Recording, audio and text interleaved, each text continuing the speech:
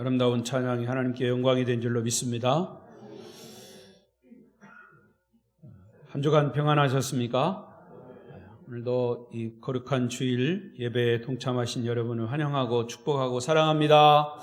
옆사람과도 인사하십시다. 오늘도 만나서 반갑습니다. 잘 오셨습니다. 은혜 많이 받으세요. 감고사축 감사합니다. 고맙습니다. 사랑합니다. 축복합니다. 오늘도 이 예배 자리에 나오신 여러분 가운데 하나님의 크신 은혜가 말씀으로 도전과 또 은혜가 되시기를 바랍니다.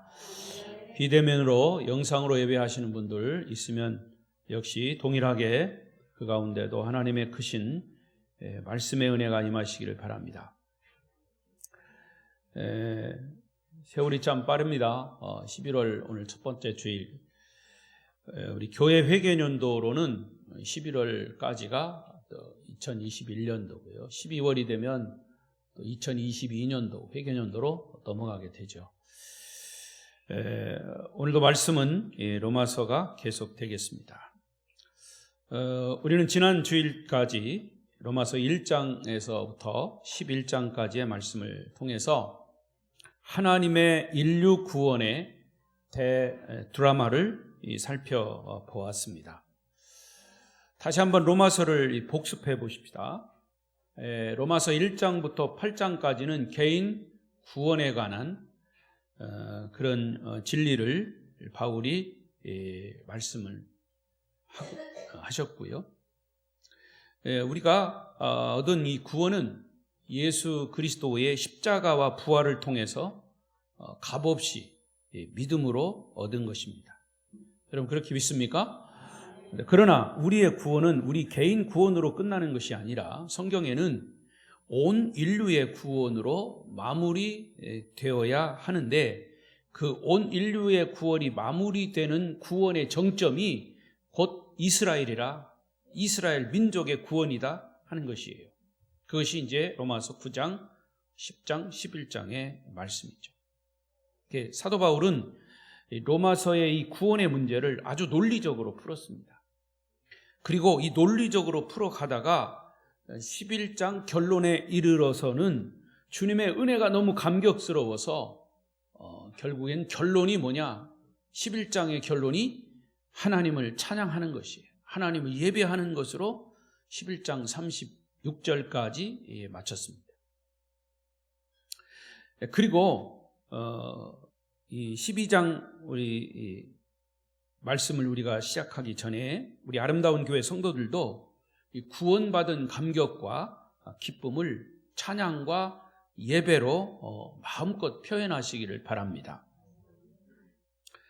그리고 로마서 12장부터 16장까지는 이런 구원의 감격을 가진 사람들이 어떤 삶을 살아야 하는가, 삶을 어떻게 살아야 하는가 하는 이 구원받은 자의 삶의 어떤 지침서를 말씀하고 있어요. 오늘부터는 로마서 12장 구원받은 사람들의 삶의 방법, 삶의 지침서를 함께 나누려고 합니다. 오늘 이 12장부터도 주시는 말씀에 귀를 기울이시고 은혜가 되시기를 바랍니다. 자, 우선 저는 로마서 12장을 시작하기 전에 여러분이 이 성경을 읽는 데 있어서 한 가지 중요한 팁을 드리려고 합니다. 성경 잘 읽으시죠? 예. 성경 66권 창세기부터 요한계시록까지 읽으시지만 전체를 읽는 것은 매우 중요합니다. 그런데 성경을 그냥 읽는 것보다 성경 전체를 내용을 좀 파악해가면서 읽는 것이 더 중요하죠. 그래서 성경 66권 전체를 읽는데 먼저 세 가지 책을 중점적으로 읽으십시오. 제일 앞쪽으로는 창세기입니다. 창세기 1장부터 50장까지 창세기를 중점적으로 읽으시고요. 그 다음에 두 번째 중심에는 어떤 책이 있어야 되냐면 역시 로마서가 있어야 합니다. 신약성경의 로마서를 중심으로. 그리고 뒤쪽에 제일 마지막에는 역시 신약의 마지막 책인 요한계시록입니다. 특히 요한계시록 같은 책은 좀 이해하기가 많이 어려운 책이기도 하지만 성경을 전체로 볼 때 로마서를 중심으로 앞쪽에는 창세기, 뒤쪽에는 요한계시록, 이렇게 큰 그림을 보면서 성경을 읽으면 성경이 더 한눈으로 이렇게 들어오게 되죠. 전체 내용을 파악할 수 있어요. 그래서 로마서 여러분들에게 백독을 권해드리는 것도 사실은 이 부분과 연결이 됩니다. 그러니까 앞에는 창세기, 가운데는 로마서, 그리고 뒤에는 요한계시록, 이렇게 성경을 읽으시면 전체 성경 내용을 우리가 이렇게 알 수가 있겠죠. 그리고 이제 이것들을, 이 전체 성경의 내용들을 이해하기 쉽게 또 예언적으로 하신 말씀이 구약의 이사야서나 예레미야서, 에스겔 같은 예언서를 정독하시면 성경의 중심 사상을 분명히 알게 될 것입니다.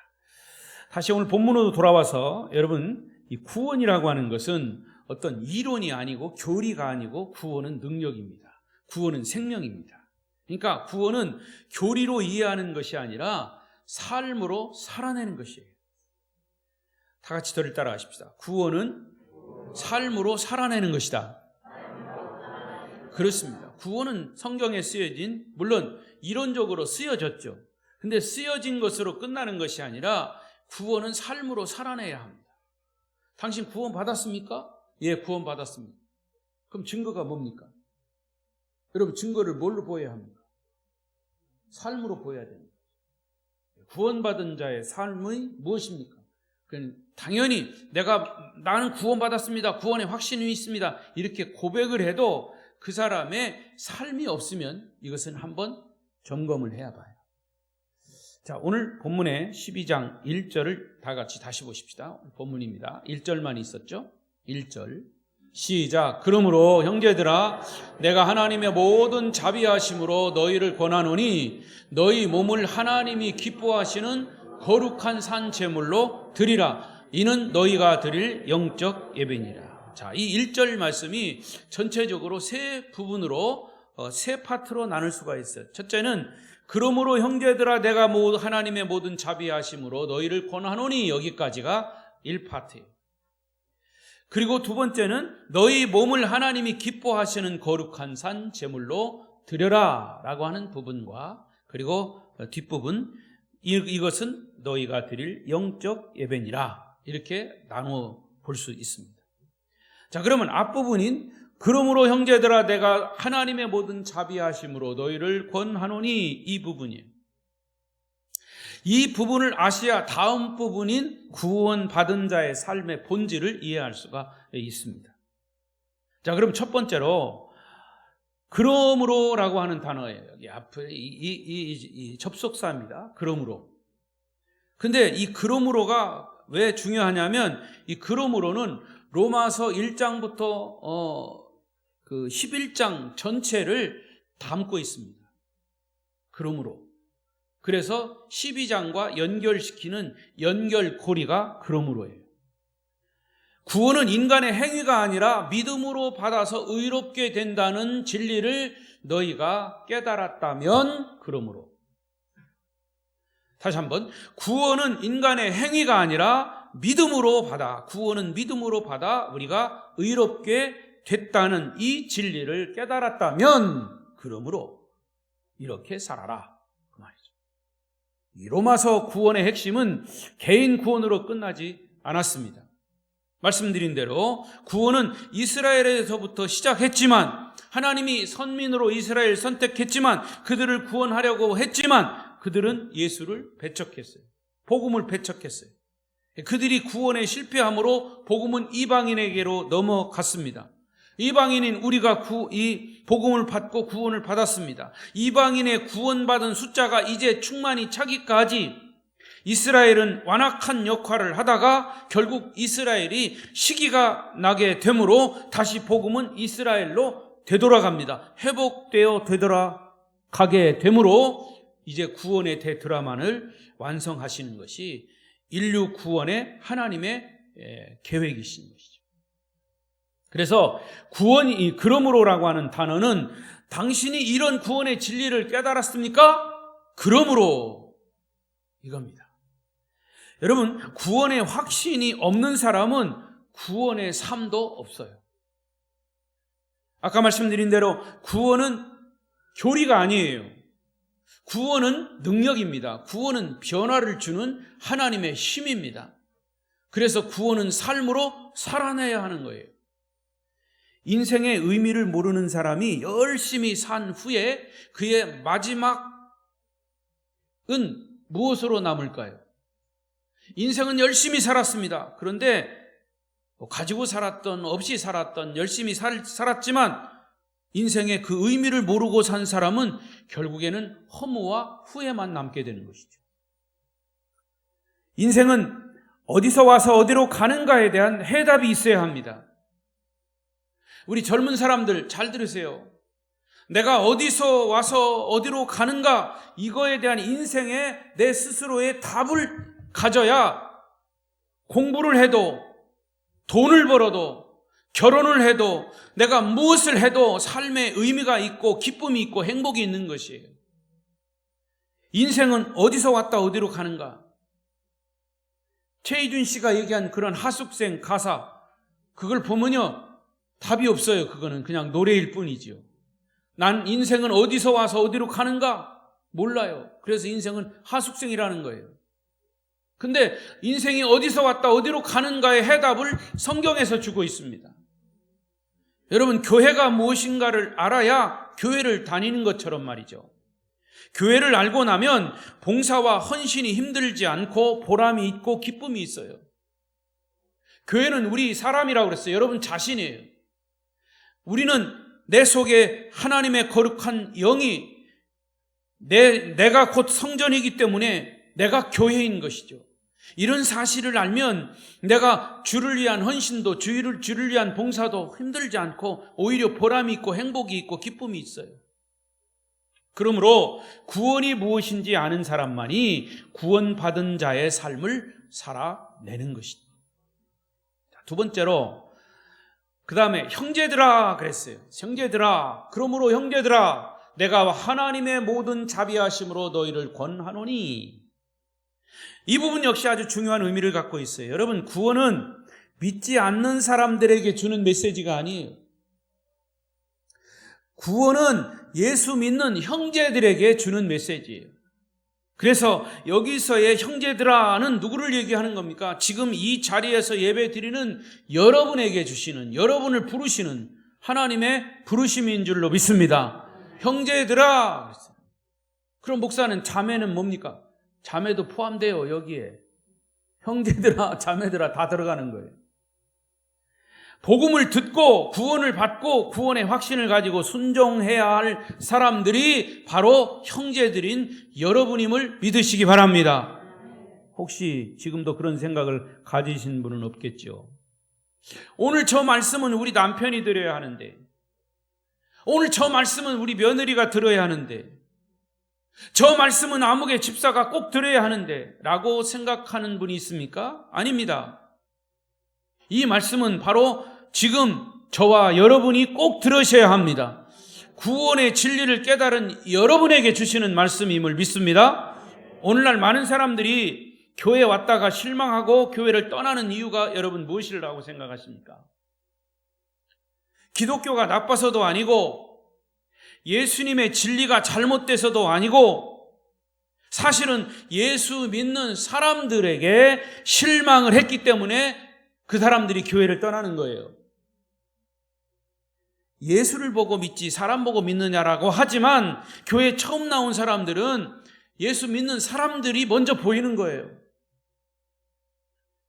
교회 안에서는 할렐루야 아멘 주여를 실컷 외치고 집에 가서는 날마다 신경질 내고 말이 거칠고 이기적인 삶을 산다면 그 사람 보고 누가 예수 믿겠습니까? 그런 예수 믿는 부모를 자녀들이 본받겠습니까? 예수 믿는 장로, 권사, 집사가 예수 믿지 않는 옆집 아저씨, 아줌마보다 인색하고 욕심이 충만하다면 누가 교회에 나오겠습니까? 오늘 이 말씀은 여러분 자신이 들어야 할 말씀입니다. 형제들아, 구원받은 사람, 예수 믿은 사람은 이렇게 살아야 한다고 말씀하시는 거예요. 오늘날 구원받은 사람은 있지만 구원받은 자답게 삶을 살아내는 사람들이 없기 때문에 기독교가 타락했다는 말을 듣는 거예요. 교인 숫자가 많다고 진리가 아닙니다. 여러분, 제가 교인 숫자 많은 데서 목회를 해봤지만 교인 숫자 많아도 그게 우선이 아니더라고요. 그 많은 사람들 중에는 별별 사람들이 많이 있어요. 오히려 가짜들이 더 많은 것처럼 보이더라고요. 정말 그 안에 예수의 생명이 있는 사람들이 많지 않아요. 그럼 숫자가 적은데도 마찬가지라 그 말이에요. 한 사람의 예수의 생명력을 가진 사람을 주님이 원하시는 겁니다. 복음은요, 사람을 변화시키는 힘이 있어요. 참된 진리는 영향력이 있습니다. 여러분이 나가서 떠들면서 전도하지 않아도 여러분이 진실된 마음으로 이웃을 사랑하고 용서하고 정직한 삶, 빛과 소금의 삶을 보여준다면 그들은 자기 발로 교회 나와서 예수 믿을 겁니다. 주님은 말씀하십니다. 너의 삶으로 예수 그리스도가 하나님의 아들이심을 보이라. 너의 삶으로 예수가 하나님의 아들이심을 보이라 그랬습니다. 오늘날 예수 믿는 자들이 너무나 이원론적인 삶을 삽니다. 교회에서 예배드릴 때는 천사가 되었다가 교회에서 나가는 순간부터 세상 사람들과 똑같이 되어버립니다. 그러면서 다 같이 하는 말이 다 그런 거지요, 다 그런 거지요, 뭐요. 여러분, 다 그렇습니까? 절대로 다 그렇지 않습니다. 예수 믿는 사람들은 교회 안에서도 교회 밖에서도 구원받은 자답게 살아야 합니다. 그래서 예수님이 우리를 보고 너희는 빛과 소금이 되라고 말씀하신 거예요. 우리는 하나님의 법대로 살라고 부름받은 자들, 형제들입니다. 그런 형제들에게 주님은 내가 하나님의 모든 자비하심으로 너희를 권면한다 라고 말씀하셨어요. 여러분, 주님이 권면하시는 방법은 저처럼 이렇게 소리 지르지 않을 거예요. 주님의 권면 방법은 야단치시지 않고 자비로운 마음, 사랑스러운 마음으로 권면하셔요.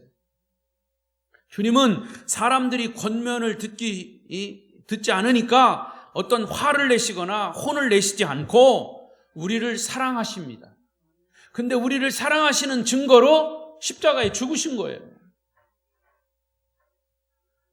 여러 가정의 남편들이요, 아내를 야단치거나 화를 내지 마십시오. 사랑하고 이해하십시오. 그리고 격려와 칭찬을 아끼지 마십시오. 그러면 그 아내가 바뀌어질 겁니다. 아내 여러분, 남편에게 바가지 긁지 마십시오. 바가지 긁으면 소리만 나지 절대로 남편이 안 바뀌어요. 아멘을 크게 하고 싶지만 그냥 조그맣게 하는 거.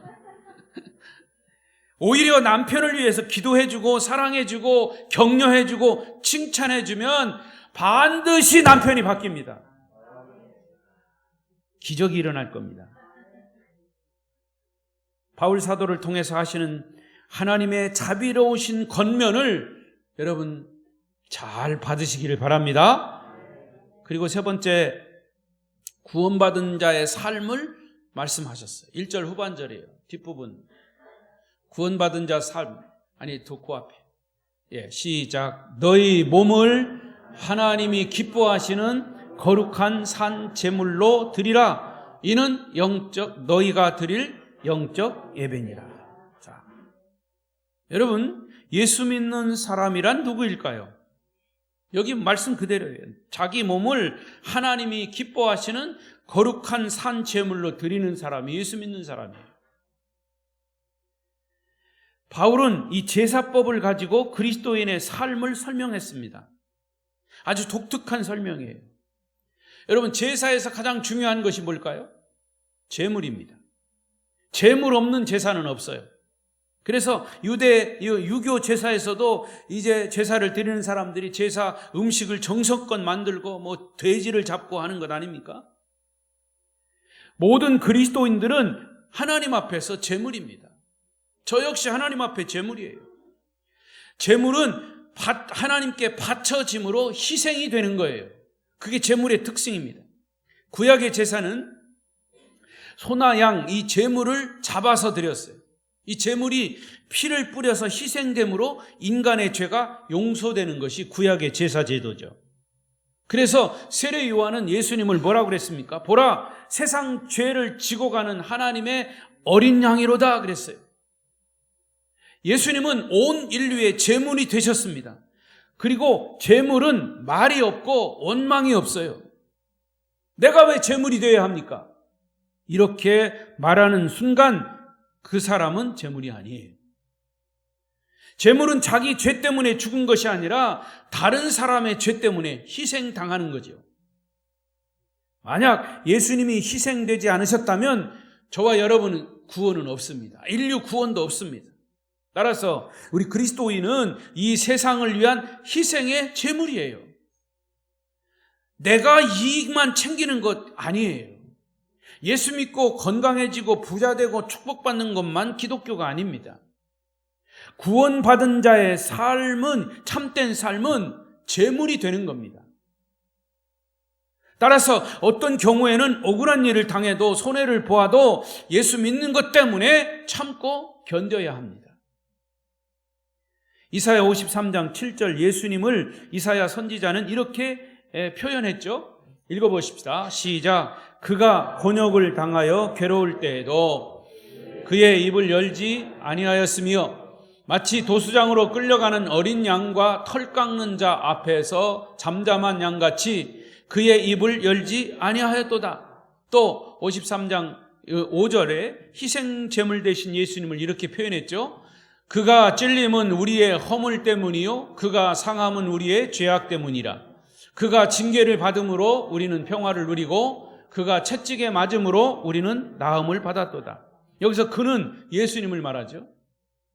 자, 그런데 여러분 다시 이 53장 5절을 처음 열어보세요. 여기 그라고 하는 것을 그리스도인으로 한번 대비해서 읽어보십시다. 제가 읽어볼게요. 그리스도인의 찔림은 세상 사람들의 허물이요 그리스도인의 상함은 세상 사람들의 죄악 때문이라. 그리스도인이 징계를 받음으로 세상 사람들이 평화를 누리고 그리스도인들이 채찍에 맞음으로 세상 사람들이 나음을 받았도다. 이게 바로 구원받은 자의 삶을 말하는 것이죠. 여러분, 그리스도인들이 무엇 때문에 목말라 할까요? 내가 열심히 교회에서 봉사하고 헌신하고 헌금도 열심히 하는데 무언가 허전합니다. 왜 마음이 답답할까요? 그것은 제물이 되기를 거부하기 때문이에요. 다른 말로 말하면 내가 내려놓기를 거부하기 때문에 그런 거예요.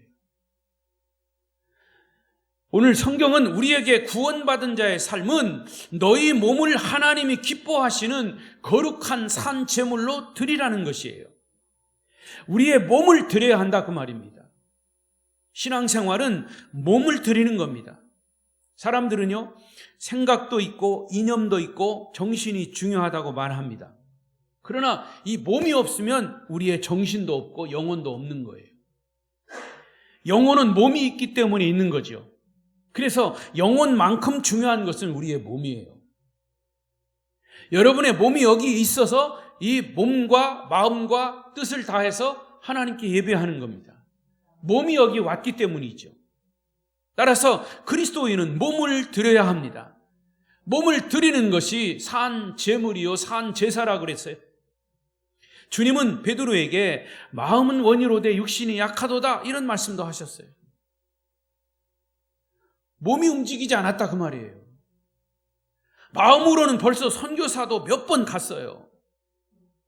마음으로는 11조도 하고 봉사도 하고 충성을 다 했어요. 여러분, 마음으로만 생각하고 몸이 움직이지 않는 것은 안 하는 거예요. 몸을 드린다고 하는 것은 내 시간을 드리는 것이고, 시간을 드리는 것은 그만큼 내가 나를 희생하는 거예요. 엄밀한 의미에서 예수 믿는 것은 몸으로 믿는 거예요. 몸이 곧 시간이고 몸이 곧 은사입니다. 찬양으로 섬기는 분들은 자신의 몸으로, 목소리로 섬기는 겁니다. 자신이 가진 은사대로 주님을 섬기는 것은 곧 몸으로 섬기는 겁니다. 제가 우리 아름다운 교회에 와서 참 깜짝 놀란 것은, 물론 규모가 좀 적은 이유도 있겠지만, 적다고 이 100여 명 되는 교회에 우리 이 동기 목사님들이나 후배 목사들이 지난번에 와서 깜짝 놀래요. 목사님, 부교육자도 없어요? 없어. 관리집사도 없어? 없어. 그럼 누가 다 해? 목사님이 다 해요? 아니요. 우리 성도들이 다 한다. 깜짝 놀래요. 관리집사도 없고요. 그래도 교회가 잘 돌아가는 거 깜짝 놀랍니다. 성도들이 각자 가진 달란트로 교회를 섬기는 거예요. 찬양하는 사람, 청소하는 사람, 주보 인쇄하는 사람, 강대상에 물 떠놓는 분, 교회 기구에 고장나면 고치는 사람, 다 여기서 열거할 수 없지만 이렇게 몸으로 교회를 섬기는 것이 내 신앙의 실체를 보이는 겁니다. 몸이 움직이지 않으면 신앙생활은 생각에 그치고 관념이 그치고 말로만 그치게 되는 거예요. 주님을 위해서 몸이 제물되지 않으면 축복도 없는 거예요. 그래서 참된 예배는 몸을 드리는 겁니다. 몸이 가면 마음이 가게 돼 있어요. 마음이 가면 물질도 가게 돼 있어요. 그러면 몸도 건강해집니다. 하지만 몸이라고 다 똑같은 몸이 아니에요. 하나님이 보시기에 부정한 몸도 있어요. 제가 언젠가도 말씀드렸지만, 저기 서울에 강남 그 한복판에 사랑의 교회가 고 옥하는 목사님이 개척할 당시에 그 강남 한복판에는요, 유흥가가 충만해요. 유흥가가 다닥다닥 붙어요. 술집, 고급 술집. 근데 그 중심에 옥하는 목사님이 이 사랑의 교회를 개척하신 거예요. 이 교회가 막 부흥이 됩니다. 근데 교회가 부흥이 되는데 그 교인들을 살펴보니까 그 유흥가에서 몸을 파는 술집 이런 거 하는 사람들이 교회에 오는 거예요. 그래서 막 11조도 하고 막 그래서 교회가 재정적으로 막 불어나는 거예요. 목사님이 간증해, 돌아가신 분이 간증해요. 그분이 고민이 되는 거죠.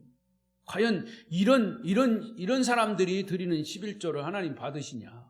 그래가지고 그 교회 전문 부목사를 세웠어요. 어떤 전문 부목사냐? 그런 유흥가에서 나오는 신자들만 모아가지고 이제 말씀을 가르치는 거예요. 그래서 복음을 가르치고, 여러분들이 헌금을 많이 하고 열심히 나와도 마음속에 복음이 없고 생명이 없으면 안 된다. 하나님 이런 물질을 받지 않으신다. 하나님 이런 몸을 받지 않으신다. 그래서 그들을 변화시키는 거예요. 그래, 어떤 사람은 이제 자기가 때로는 이런 몸을 팔고 이런 것은 정말 하나님 앞에서 잘못됐다 그래서 오히려 다 짐 싸가지고 고향으로 내려가는 사람, 자기의 직업을 바꾸는 사람, 변화돼서 정말 새로운 사람이 되는 사람. 그래, 그 교회 그것으로 굉장히 유명한 교회예요. 지금 이제 더 큰 교회가 됐지만, 여러분 그렇습니다. 예? 하나님이 보시기에 부정한 몸도 있어요. 부정한 몸 받지 않으세요. 여러분 제사에는, 구약의 제사에는 흠이 없고 티가 없는 제물을 받으신다고 그랬어요. 하나님은 우리의 깨끗한 몸을 원하십니다. 헌금이라고 다 같은 헌금이 아닙니다. 땀 흘리고 기도하고 눈물로 흘리는 그런 헌금이에요. 먹고 싶은 거 다 먹고 사고 싶은 거 다 사지 않고 아껴서 하나님의 것으로 드리는 헌금을 하나님이 받으시는 거죠. 하나님은 이런 헌금을 통해서 또 기적을 일으키시고 역사를 나타내시는 줄로 믿습니다. 다른 그 어떤 것보다도 모든 것의 주인이 되시는 하나님을 우선순위에 두기 때문에 가장 소중한 몸과 마음과 물질을 드리는 거죠. 그런 분은 없겠지만, 여보, 당신 내 대신 가서 예배 드리고 와. 그런다면 그것은 예배가 아니에요. 예수 잘 믿다가 바쁘다는 핑계로 다른 사람을 대신 예배 보내는 것은 그건 예배가 아니죠. 내 몸이 오는 것이 중요합니다.